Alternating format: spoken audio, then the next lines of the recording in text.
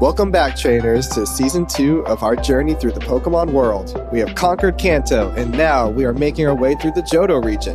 Get your Pokeballs ready, trainers, because our adventure starts now.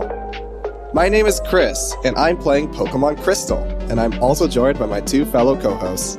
My name is Sean, and I am playing Pokemon Gold. And my name is Dustin, and I'm playing Pokemon Silver. And we are known as the Trainer Trio. It's good to be back, guys. I know it's been a solid month since we last recorded, taking a break between Season 1 and Season 2, but I'm so happy to be jumping back into Johto. I'm happy to start winning again. I hope not to lose as much as the first season, so that's my goal. I hope just to do something of significance. As I mentioned last time, I wasn't the fastest, didn't catch the most Pokemon, and didn't win the most. You were just a normal trainer. I get it. See, it all comes full circle. I know I was the Pokemon hunter last season, and I caught as many Pokemon as I physically could. I don't think I'll be repeating that this time around. Well, I noticed, not jumping too far ahead, but it's a little bit more fun to catch Pokemon in this generation, as in it may be a little bit more difficult at points, so we'll see. All right, trainers. Here's a little overview on our Introduction to Johto episode. First, we're going to cover our game assignment, which one of the trainers are going to be playing which game. After that, we're going to go over the rules, procedures, and challenges with a couple updates from Generation 1. After that, we're going to talk about the Generation 2 differences, stuff that we did not see in Generation 1. We're going to talk about some exclusive Pokemon that you can only find in Gold or Silver, and the exclusives that you can find in Crystal. And lastly, we're going to talk a little bit about some memories that we had, both relating to Gen 2 and the remakes Gen 4, just everything to do with Johto. And this will be a shorter episode just to introduce everyone to Gen 2 and just to kind of give everyone a chance to see how we're going to be playing the games. All right, I'll let Chris get right into it. Starting off our game assignment, we've already said, but Sean will be playing Pokemon Gold, Dustin will be playing Pokemon Silver, and me, Chris, I have been assigned Pokemon Crystal. Some rules, procedures, or challenges that we have added for Generation 2 is that we cannot use any Pokemon that we used previously in Kanto battles. Each party before the gym must match the gym leader's number of Pokemon. You have to keep your starter Pokemon in your party, which shouldn't be as much of a problem because we don't have the Pokemon Yellow Pikachu conundrum like last season. And I think just to clarify there too, you have to just keep them in your party, but you don't always have to use the star Pokemon going into the gym. So if you have like a party of 5 Pokemon and the gym leader only has 2 Pokemon, usually you just want to select your 2 best Pokemon. So you just cannot abandon it, put it in your PC and forget about it. If 2 of us have the same Pokemon, the winner of a battle will determine who gets to keep the Pokemon, while the loser needs to replace the Pokemon with a new one by the next battle. So that's to prevent duplicate Pokemon on our teams and keep it a little bit more interesting. Big one that we did not address until halfway through Season 1, we will play on set mode to make it a little bit more challenging, which just means when you defeat another trainer's Pokemon and they're about to send out their next one, it will not give you the prompt to switch your Pokemon. You have to burn a turn anytime you want to switch. Which I'll just say, I play every Pokemon game on set mode just because that's, even though it's not the default setting, I feel it's the way Pokemon should be played. I agree. The opponents and the AI that you face, they do not have that ability to switch when they beat you, so I understand that sentiment. Number 6, we're going to try not to over-level each gym. That's especially important in Generation 2 just because it feels like a lot of the Pokemon trainers are a little lower level compared to Kanto. That's just going to be our goal, not to over-level. Big one that I added is you have to save before the Elite Four and must restart the save if you lose to prevent leveling up to the Elite Four. And that's because I did not know that that was a thing we could do in Generation 1, so I spent hours training in random spots as these guys went ahead and attempted to defeat the Elite Four 9 times. I mean, Chris, you were the only one who didn't fight against Elite Four. It's just kind of like a normal thing that in the new games, that's always how I used to train. But now looking back, it does kind of seem like it was cheating. I don't know about cheating. It's just the most effective way to train the Pokemon. It's okay. We won't do it anymore. Whatever. I'll admit that was my bad. We did not identify that in rules and procedures last time. So going forward. Number 8. You cannot use the red Gyarados. There's a red Gyarados, Chris? I thought Gyarados was blue. No, Gyarados is purple. I don't know what you're talking about. 9, you need to at least name one Pokemon, Dustin. Just targeting me directly, I see. Just one. We'll have to see how that goes. And number 10, we will be selecting a trainer type to define us throughout the Johto region. And we will be introducing our new trainer types when we introduce our new characters at the start of the game. Couple differences between the first generation of Pokemon and the second generation. Generation 2 introduces 100 new Pokemon, which brings the total to 251 between both Kanto and Johto. We have 2 additional types, the Dark type and the Steel type introduced, which was there to balance the Psychic and Fighting types, which were a little overpowered in Generation 1. Pokemon now have determinable genders, and breeding is now in the new games, so if you put 2 Pokemon in the daycare, if it's a male and a female, they may be able to produce an egg. The Pokemon storage system is a lot better than Generation 1. It holds more Pokemon and you can move them in between boxes, so that'll get rid of a lot of pain points from the last season. There's a built-in clock feature which allows for different time periods during the day. You can either play in the morning, in the day, or in the evening, and depending on what time you're playing or what day, you're going to find different Pokemon or different events. Very exciting for the first time in Pokemon. There are shiny Pokemon, which is the red Gyarados that we mentioned. There is a 1 in 8,192 chance of finding an alternately colored Pokemon which will sparkle when brought into battle. And those odds do change in the future. In the first iteration, they started at that pretty crazy 1 in 8,000 number. And if I had to guess, if any one of us is going to get the first shiny of our playthroughs, I'm guessing it's going to be Sean. I agree. I'm very confident. He has the most shiny Pokemon I know. This is so random, kind of a tangent. But Chris, do you remember when we were up at the cabin playing Pokemon Let's Go and we found the shiny Pidgeot? Yes, I felt like we were going to drop that game and stop playing it until we found that. That was something special. I don't know what the odds are in the Let's Go games, but anytime you find a shiny Pokemon, it's a great occasion. Yeah, fun times. Number 7, Friendship, which was introduced in Pokemon Yellow just in a slightly different way. That has become a stat used by all Pokemon now in Generation 2. Pokemon can now hold items and use them in battle, which we'll see utilized in the very beginning when we get our starter Pokemon.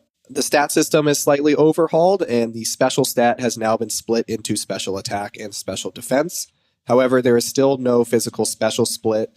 The moves identified last generation that are special will stay special, and the physical moves will stay physical. The bag is no longer one 20-item container, but has 4 separate sections, including normal items, Pokeballs, TMs, and HMs, and key items, which also makes life 10 times better. And Sean will be happy about this. Hidden moves can now be interacted in the overworld. You do not have to go to your menu to select them. Saves us some time. That's stuff that we take for granted. All of these changes have mostly moved forward into later Pokemon games, and it makes Generation 1 almost impossible to play without these quality of life changes. Very true.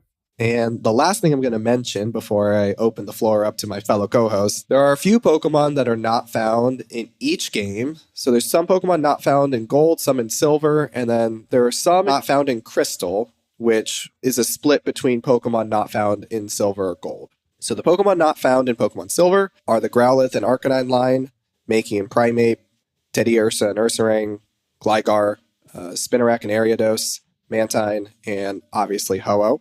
Pokemon not found in Pokemon Gold is Vulpix and Ninetales, Meowth and Persian, Phanpy and Donphan, Skarmory, Ladybug and Ladian, Delibird, and also obviously Lugia. Lastly, the Pokemon not found in Crystal are the Vulpix and Ninetales line, Mankey and Primeape, Mareep, Flaffy Ampharos line, Remoraid and Octillery, Girafarig, and it looks like that's it. Wait, Chris, are you saying that in Pokemon Silver you can't get Ho-Oh and Pokemon Gold you can't get Lugia? Because I'm pretty sure this is one of the only generations where you can actually get the other box art legendaries in your respective game. You know what, Sean? You are incredibly intelligent, and that is correct. Yes, I guess this is the only game where you can do that. You can get Ho-Oh later in the game in Silver and vice versa. You can get Lugia later in the game in Gold. So I apologize. You are correct, Sean. It's okay.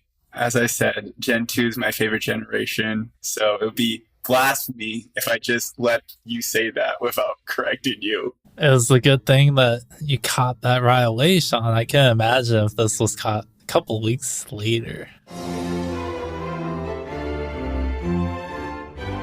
So this would be 2 consecutive games that I have not had access to Vulpix or Meowth because they weren't accessible in Red either. Didn't you have a Pokemon named Vulpix? Oh, you're right. I actually did have a Vulpix.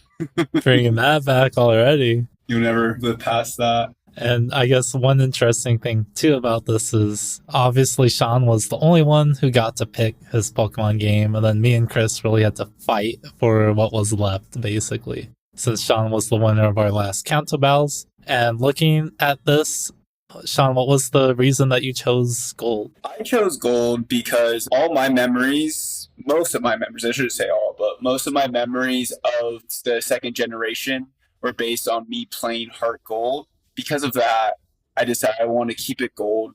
And then going even further into detail, my only memories of Gen 2 is I did have a friend back in the day who let me borrow his Pokemon Gold for, it must have been only a weekend or two.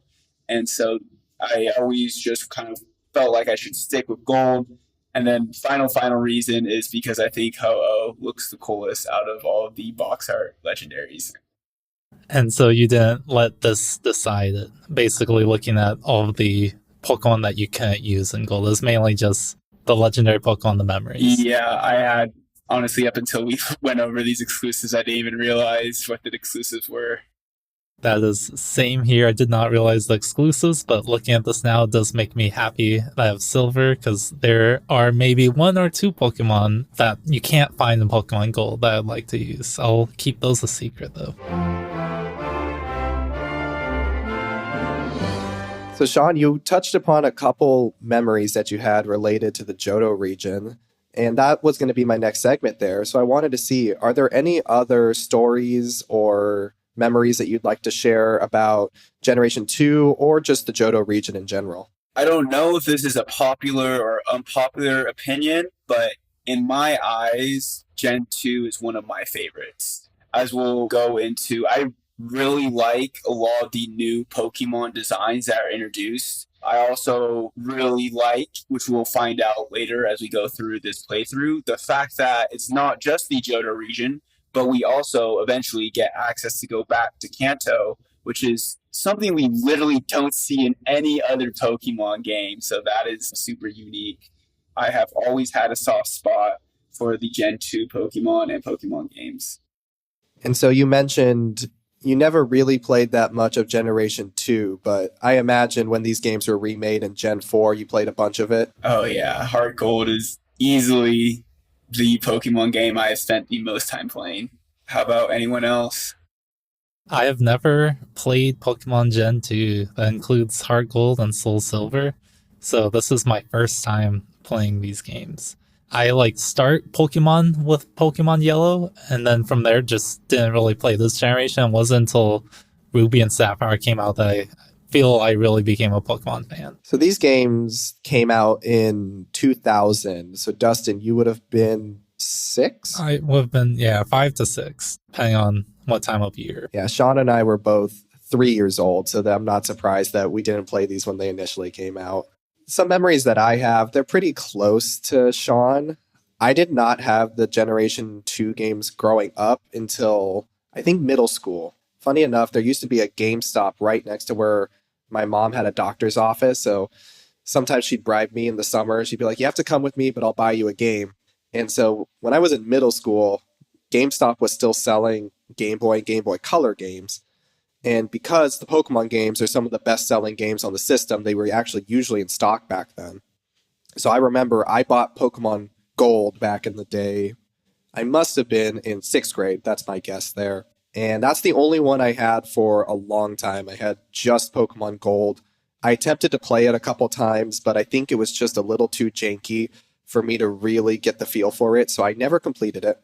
And then, as we've mentioned, the games were remade into HeartGold and SoulSilver, and SoulSilver became my Pokemon game that I put everything into.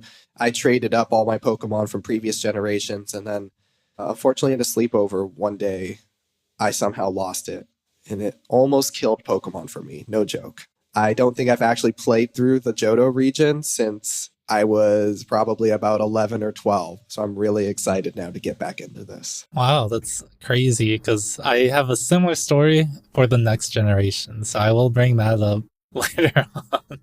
But I want to ask, is the Pokemon Gold game that Sean currently playing, is that the very first one that you ever bought? Yeah, that must be the one. Just for reference to everyone listening, this time we are all playing on physical hardware because I had all 3 cartridges. I got Silver and Crystal later on, I believe in 2017, before they got really, really expensive.